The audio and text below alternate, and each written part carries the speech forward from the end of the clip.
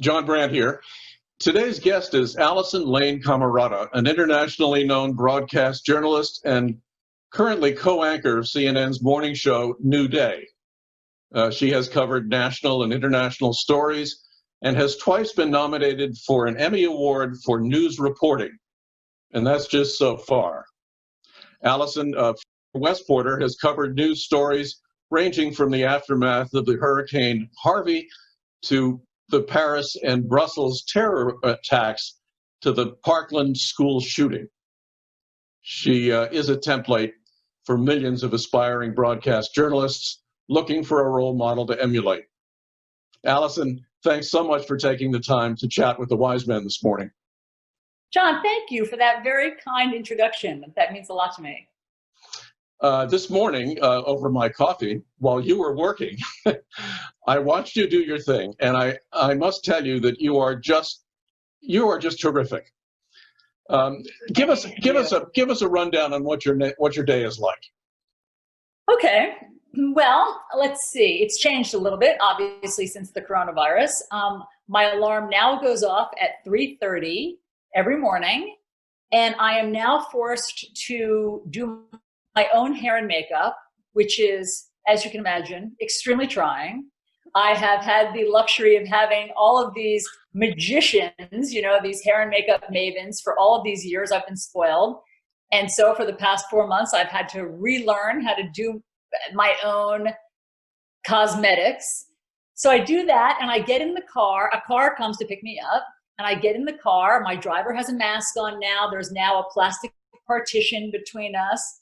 I get in the car at 4:15 in the morning. We drive exactly an hour to Hudson Yards. And I now go into this huge, glossy, fancy mall that was once, this sort of teeming shopping center, and it is silent. And I am alone in that huge complex all by myself, other than 2 security guards that I run into. And I make my way up to a little studio, and I go into the studio, I plug in my earpiece, I plug on my microphone, and remotely I hear my colleagues. We all used to be in the same room, in the same studio together, but now we're all separate. And my producer, who is at her home now in New Jersey, communicates with me. She sends all of my research to either my phone or a printer. I have studied for the show the night before or this morning, and I do the 3-hour show. I do probably 9 to 12 segments a day. And then at 9 a.m., we say, see ya. I take off my microphone, I take off my earpiece, I go back into an empty building, I get back into the car, and I come back home. And it's very strange. It is, I used to have, lunches with people. I used to have meetings. I used to have, all of these different networking moments and meeting new interns. And that's all over now. This is a perfect segue to the elephant in the room, and it's a good place to start. COVID-19 has changed everything, and it's the ultimate test of a government trying to manage a crisis. You even dealt with that this morning on your broadcast. Given the dual imperatives of protecting human life and reviving the damaged economy, how are we doing, and how is the media covering it? Well, John, this is the dance we do every single morning. Every single morning, we try to figure out what's the right balance today between interviewing our medical experts, and we have a slew of them, and they are the best and the brightest. I'm so inspired from everybody from Sanjay Gupta to, all of these heads of epidemiology at Yale and beyond. And so we have all of this stable of super smart medical experts, some of whom are actually actively looking for a vaccine as we speak. And then we every day try to figure out, or is the story today talking to business owners and when they can reopen and if they can reopen, talking to people who've been waiting in food bank lines. Today, I had a long talk with Peter Navarro, chief economic advisor to President Trump, and today felt right for Peter Navarro to get that much time because the new retail numbers came out and they were dismal, a huge drop. So every day we just try to figure out what's the right balance. And I would say on balance, we have, I would say, erred on the side of the medical news because this is a huge, catastrophic medical mystery.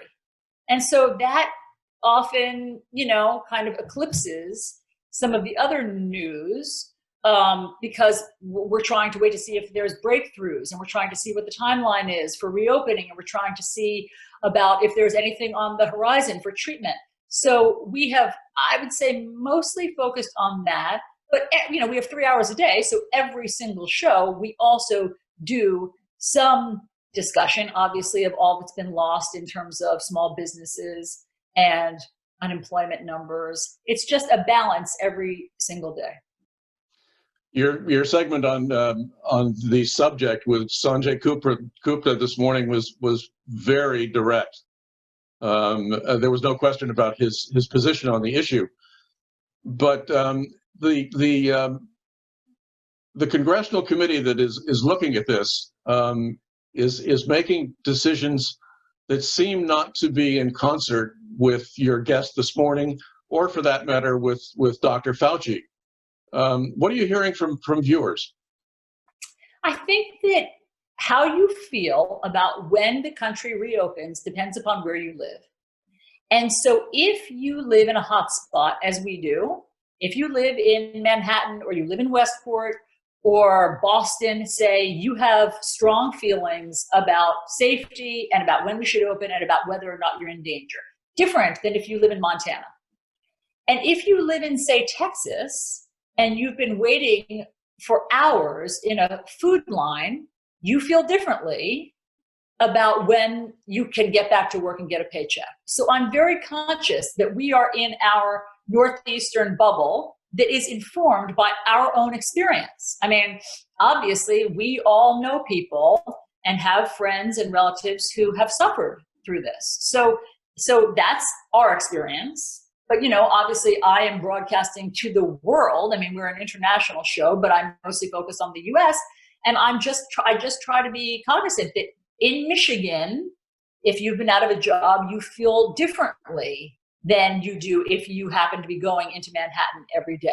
So, as you heard this morning, Sanjay Gupta he was as strongly worded as I have really heard him in terms of trying to express his anxiety about the idea for reopening. I mean, he and all of the medical experts that we've talked to, including Dr. Fauci, who I've interviewed, they think that it is premature to be popping the champagne and running out right now. And they have told me they are quite nervous about it.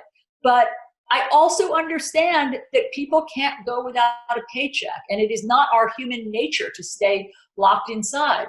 And so here we go. Here we go. We're going to see. What they've told me is over the next 3 weeks, we'll get a much better sense of if all of the stay-at-home orders have worked to help lessen the virus. The important word that you just used was balance. In covering a story and designing a newscast, what are the wave points that ensure that you're really covering it in a balanced way? Well, look, I try to be conscious of all of the different agendas that people have and the different needs that people have. I think I'm able to pretty well keep my finger on the pulse of what real people want to hear. I don't like when we just resort to experts and we just resort to university professors. I think that they serve a purpose, but I also think it's really important to hear from the people in the trenches. And so one of the main things that I am tasked with every day is just having the facts, bringing the evidence. If I'm going to be interviewing Peter Navarro, I understand that he comes with an agenda, a very, very strong agenda of wanting a robust economy and wanting the economy to be restarted right now.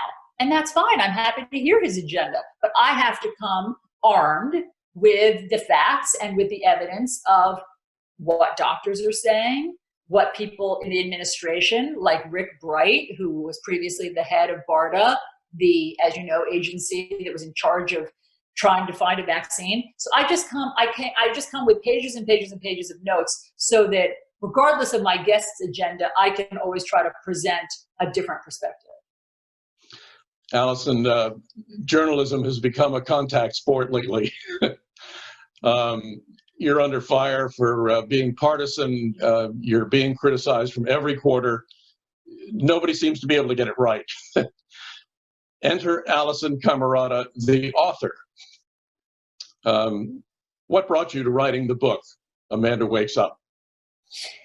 Well, those very things that you just outlined, John, is what made me want to write it. I wrote the novel, Amanda Wakes Up, because I was frustrated, very frustrated with what I was seeing happening in so-called journalism and, so-called newsrooms. I wrote it at the time that I was at Fox, and I was getting frustrated because there are clearly shows on Fox that are not news shows, but and this is happening a lot. Obviously, it's not just Fox. There are all sorts of websites that masquerade as news websites. They're not. And I think that people are very confused. They use this term, the media, as a catchphrase. But even that's different than news. There are actual rules of journalism. And we have to, if you're a journalist, follow those rules. And there are big consequences if you don't follow the rules. For instance, you lose your job. And so I just, all of my frustration at the time with this melding of media and news and these talk show hosts masquerading as journalists and these websites that were pretending to be legitimate, but which are just crackpot websites. So I poured all of my frustration into the pages of Amanda Wakes Up, and it was a great outlet for me and a great release of just this kind of very blurry world that we live in. And I don't blame people for being confused, when there were just 3 newscasts and it was just, Peter Jennings and Tom Brokaw and Dan Rather, we knew what we were getting, but this proliferation of information, in this digital age is confusing to people. And so I just try to, preach the old school journalistic rules as often as I can and let people know that they're getting a different product if they're not going to a tried and true journalistic entity. I think you've answered my next question. After years at Fox, you're now at CNN. It's a different breed of cat. How has the transition been? And talk to us about the difference in reporting style. Well, Fox was founded by Roger Ailes, and Roger Ailes was not a journalist. Roger Ailes was a TV impresario. Roger Ailes was, the guy who taught Nixon, what he was going to do to try to, break through in this visual medium. Roger Ailes was very interested in the visual aspect of TV. What makes good TV is what we heard a lot. But at least on the shows that I worked on there was not much talk of what makes good journalism. And so it's just a totally different focus. Good TV is one thing and good journalism is an entirely different thing. They're different beasts. They both have their value, but they are apples and oranges. And so when I made the transition and I was very proud. I'm proud that I was able to be successful at both places. They're different skill sets. But when I got to CNN, the rules of journalism are much more stringent and followed and applied. We must be fact-based. We must vet our sources and our guests. We must always have 2 sources. If not, we must disclose it. If we ever make a mistake, and we do, you must immediately disclose it. That's one of the tenets, the compact that we make with our viewers. And so we follow all of that. And I'm glad that Roger Ailes taught me the rules of good TV. I think those come in handy as well, but it is a different beast than good journalism. I would say after having seen you work in both situations, you've mastered both skill sets rather well. On a personal note, how are you balancing work and home in this environment of masks and social distancing? And my daughter would like to know, are you a teacher at home too? No, luckily my kids' schools have stepped up. So my kids' schools have these digital, have resorted to virtual classrooms, and my kids are in school now. Though they're at home, but they're in school for hours a day. So they have a pretty robust virtual classroom. I would never be able to keep up with their math. I mean, they are freshmen. I have twin daughters who are freshmen in high school. I have a son who's in 7th grade. They've outpaced me. They've outpaced me. My son asks me to help him with math. I look at it, I'm like, is this pi? You know, I don't even know what they're studying anymore. And similarly, I mean, I can help them with English papers, but I don't really want to. You know, I mean, given my druthers, I have my own homework that I need to do. So they're doing their own stuff. It's nice. The silver lining of this pandemic is that we are having so much more family time, and we have peeled back the crazy schedule and the crazy kind of hamster wheel that we were all on of racing to this event and then that event and soccer games every, weekend. And so I like kind of slowing it down, and that we're having just family movie nights, and that we're doing endless games of Monopoly.